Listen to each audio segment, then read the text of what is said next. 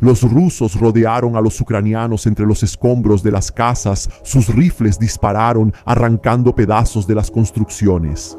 Los hombres atrapados ahí dentro observaban preocupados cómo los enemigos se acercaban y el apoyo no llegaba. Un ruso preparó un RPG y lo apuntó al escondite. En otro lugar, la trinchera rusa era atacada por los drones enemigos. Los hombres corrieron dejando sus puestos. La huida dio espacio para que los fusileros ucranianos entraran en la trinchera. Un tanque avanzó solo por los campos, sintiendo el fuego de la artillería lamer su blindaje mientras se dirigía a un combate heroico contra una aldea dominada por los enemigos. Ya en el segundo mes de la ofensiva rusa en Kharkov, en 2024 parte de los combates cruciales ocurrieron en la pequeña aldea de Rivlok.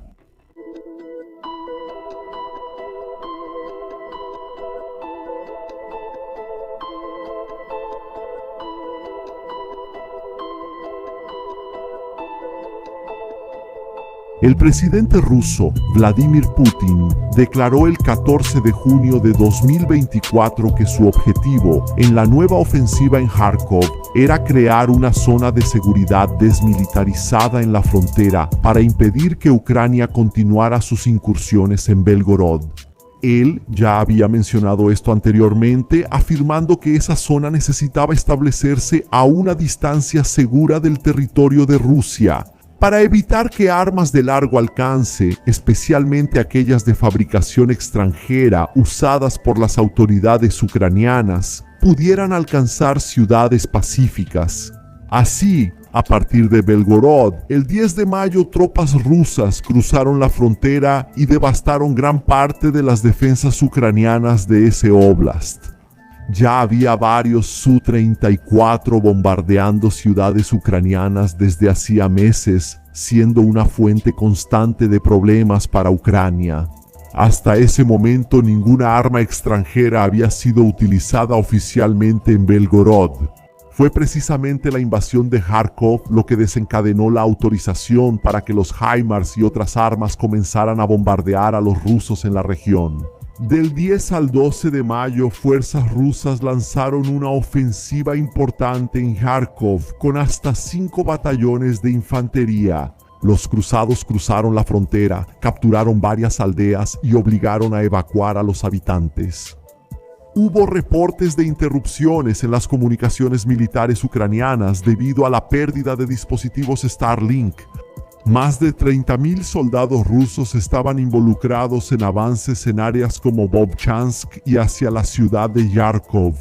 Hasta el 13 de mayo, las fuerzas ucranianas lograron repeler parcialmente el avance ruso, destruyendo 20 unidades de equipo blindado.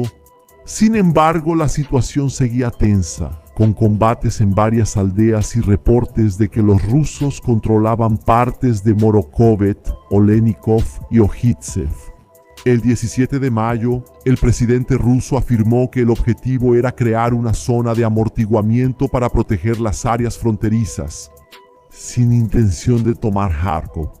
Entre el 18 y el 26 de mayo, los combates continuaron intensamente, con avances y retrocesos de ambos lados. Ucrania logró recuperar algunas posiciones e infligir bajas pesadas a los rusos. Hasta el 31 de mayo, los combates continuaban con avances rusos limitados y las fuerzas ucranianas logrando repeler varios ataques. La situación en Kharkov permaneció volátil y difícil, pero bajo control.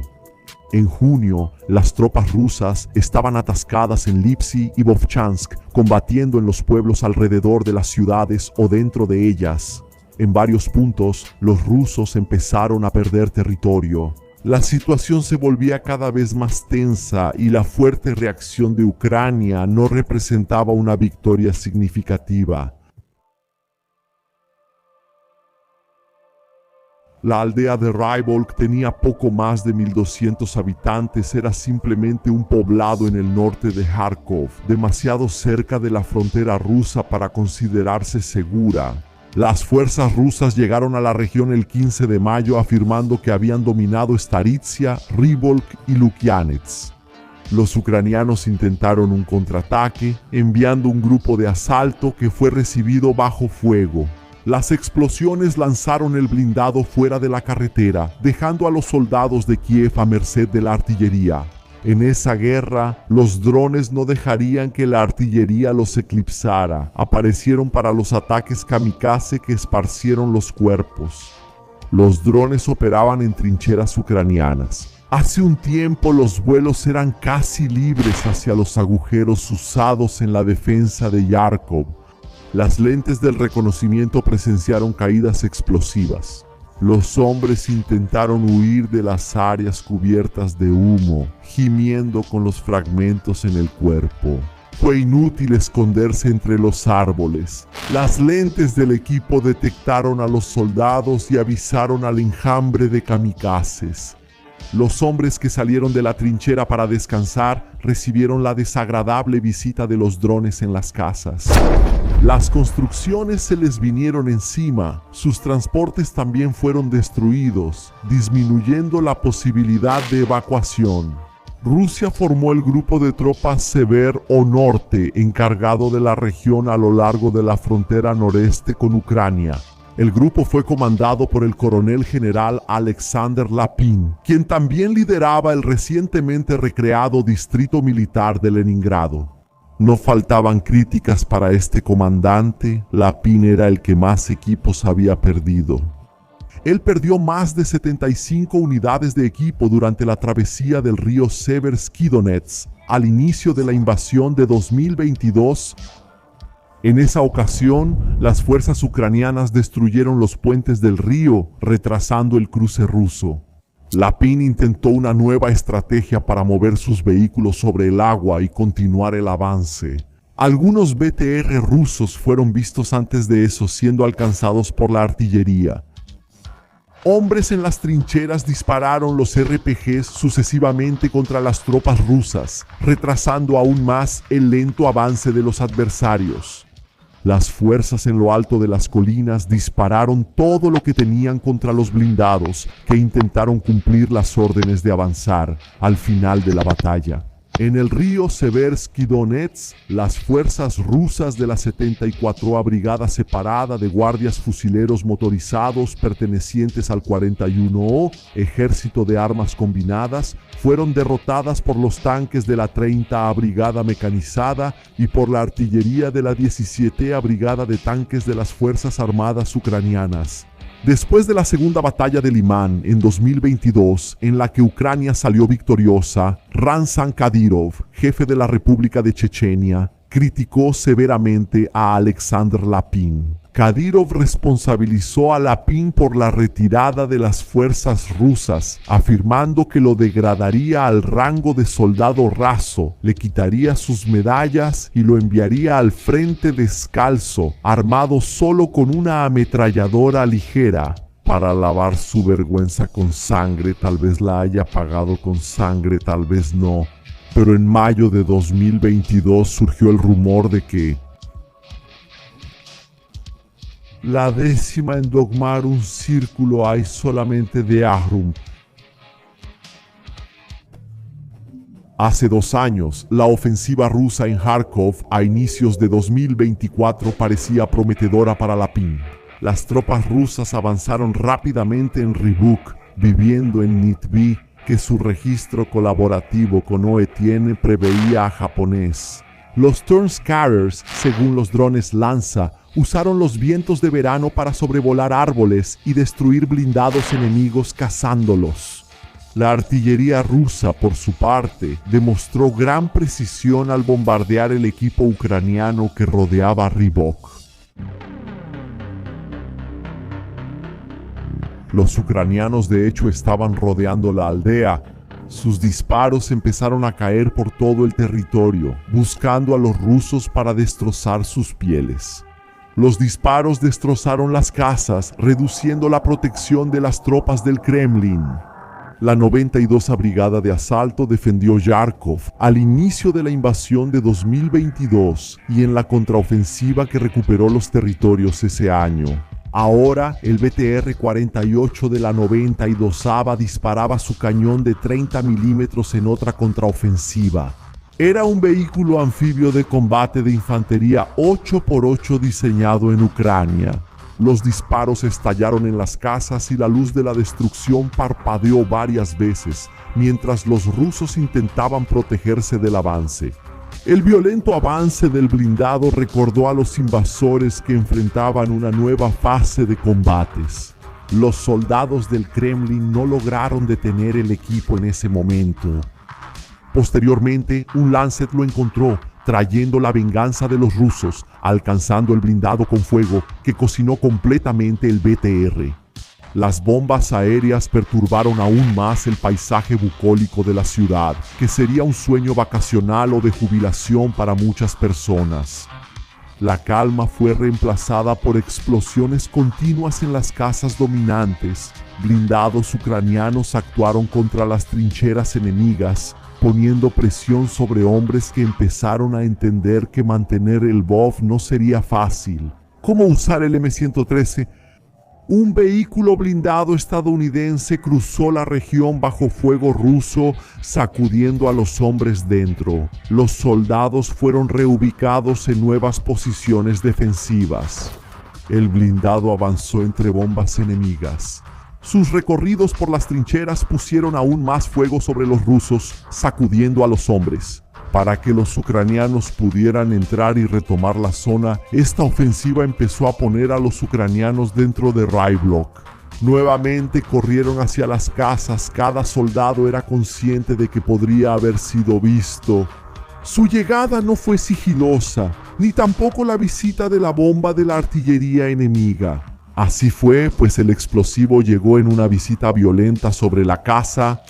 Los soldados ucranianos que seguían vivos fueron baleados por la infantería rusa. Las fuerzas del Kremlin se arrastraron alrededor de Ryblock, tomaron posiciones para disparar a los ucranianos acorralados dentro de los escombros. El escuadrón intercambió disparos con los soldados de Kiev hasta que un ruso disparó al adversario más expuesto. El lugar se llenó de humo, los rusos se quedaron alrededor tratando de percibir el olor a muerte. En medio del olor acre de la explosión, el humo se fue disipando sin prisa y los rusos siguieron al mismo ritmo en dirección a los enemigos. Los disparos seguían saliendo de adentro, lo que hizo que el hombre más cercano se acercara más para intentar lanzar una granada. La explosión tuvo poco efecto, ocurriendo afuera. Otras granadas volaron, pero solo añadieron más confusión y humo al caos. Los rusos debieron cuidar esos ataques prolongados. Ya no solo sus drones vigilaban a Ryblock, tampoco era exclusivo de ellos en tierra o aire. Los drones kamikaze aprovecharon la mirada enfocada de los hombres contra los soldados ucranianos, se lanzaron en medio de los escuadrones, quebrando los huesos y las frágiles estrategias de un combate cercano. Los rusos intentaron esconderse entre las casas, pero el dron vio todo lo que pasó en la pequeña aldea. Hubo explosiones para todos, esparciéndose por las casas y calles donde estaban las tropas del Kremlin. Los escuadrones de ataque se volvieron hombres huyendo y buscando refugio, muchas veces sin poder comunicarse con sus compañeros. Ryblock se convirtió en un campo de caza para los drones ucranianos, dejando que los drones persiguieran a los rusos. Cuando cualquier movimiento era percibido, uno de ellos, que pensó que era seguro intentar huir, recibió una granada frente a sus pies. Caído, fue obsequiado con otro explosivo entre las piernas, que empezaron a ser lamidas por las llamas. Sin ayuda, el hombre agonizó hasta que solo quedaron sus huesos y el horrible olor corriendo de carne quemada. No siempre se podía esperar ayuda de los amigos. Una explosión derribó a 3 rusos. Otros soldados aparecieron, pero solo hubo palabras de aliento hasta que 2 se levantaron y salieron solos. Uno todavía se quedó en el lugar aturdido y con restos de humo en su cuerpo. Otro soldado apareció junto a él.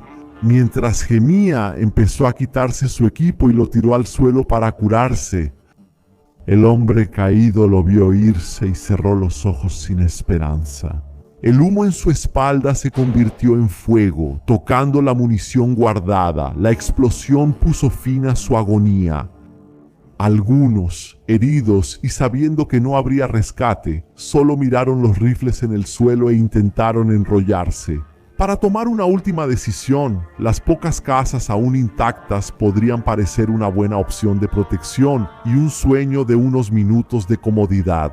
En la guerra, todo fue una pesadilla con la llegada del dron kamikaze, hambriento de carne rusa. Los sobrevivientes intentaron esconderse de otras maneras, aprovechando el camuflaje de la vegetación densa. Llegó el dron para acabar con otra vida más. Mientras se recargaban las baterías de los drones, los MiG-29 ucranianos volvieron para ubicar la aldea y lanzaron las bombas en arco. Los rusos fueron vigilados por el reconocimiento mientras se ocultaban en una casa en las afueras de la ciudad.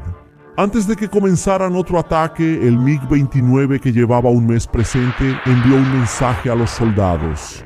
La ojiva de 1/4 de tonelada explotó sobre la casa. Otras bombas fueron cayendo de casa en casa, terminando de transformar el paisaje en un apocalipsis. El avión fue derribado.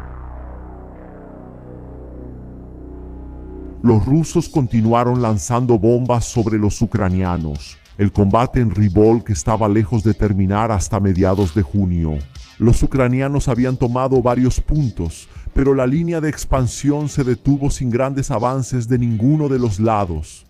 Soldados de Kiev hallaron un obús de 20.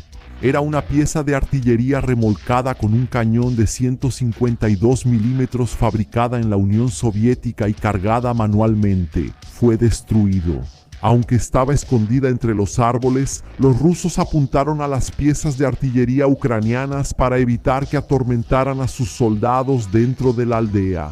Las explosiones detuvieron el avance ucraniano, mientras más soldados llegaban del norte para posicionarse cerca de Ryvolk.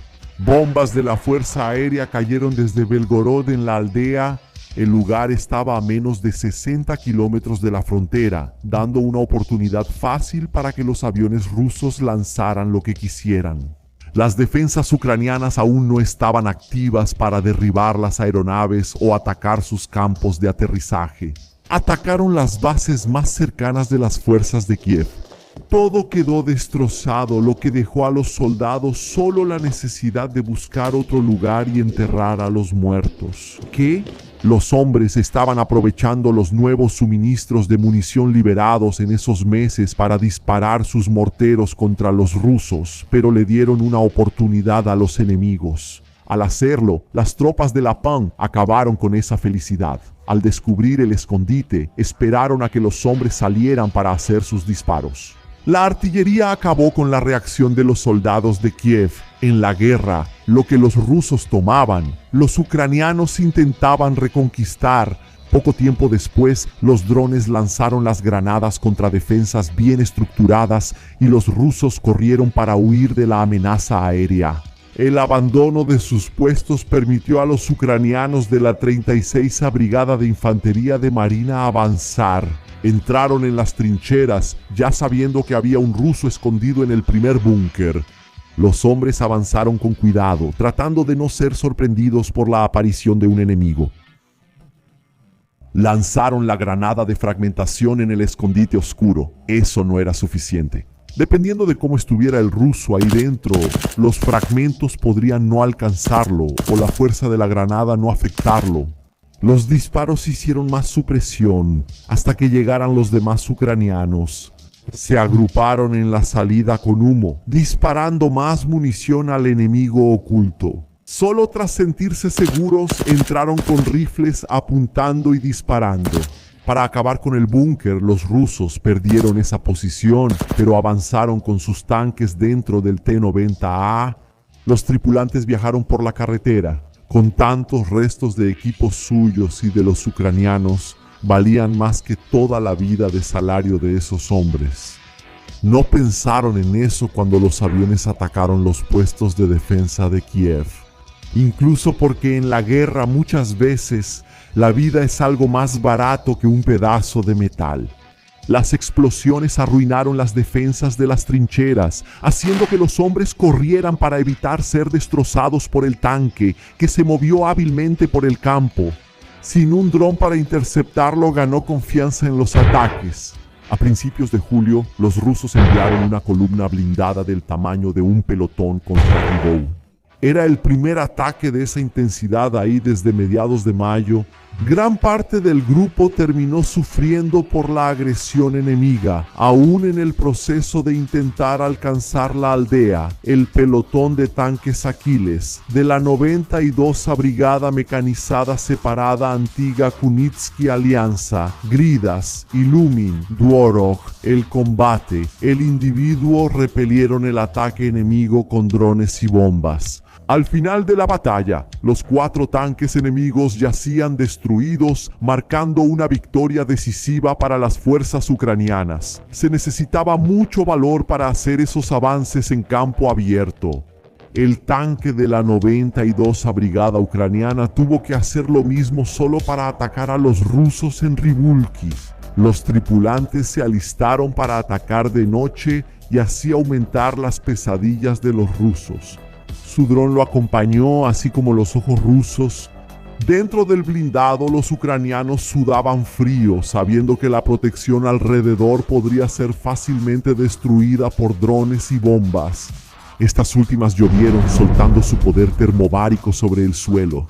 Era el TOS-1 ruso, iluminando la noche poco antes del amanecer. Parecía que pequeños soles se formaban en el suelo. El cañón del tanque brilló en la oscuridad y sus proyectiles explotaron en el campo y la ciudad.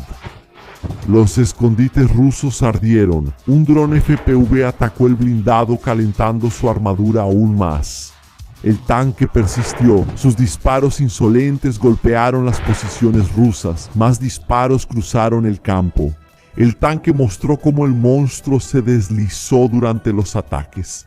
Al amanecer se fue manchado por el fuego enemigo, pero dejando como recuerdo una aldea llena de llamas donde los cadáveres fueron consumidos. A inicios de junio de 2024, Ribolk seguía siendo una región en disputa y el avance ruso seguía estancado. Lo que se suponía que sería una zona de amortiguamiento solo sirvió para acumular cuerpos de ambos lados y no impidió que los ucranianos siguieran combatiendo. Continuaron lanzando sus ataques contra Belgorod. El general Lapid tenía un problema entre manos: cómo romper esas defensas en lo que había sido un avance fácil. El poder ruso se estancó y él fue víctima del escarnio de los espíritus de la guerra, riéndose en sus sueños de todos sus planes y haciéndolo revivir cada uno de ellos con los ojos cerrados, solo para convertirlos en pesadillas. Cuando despertaba con las noticias del día, pero no había terminado, el horror continuaba. Región de Vovchansk, muchas novedades en el frente.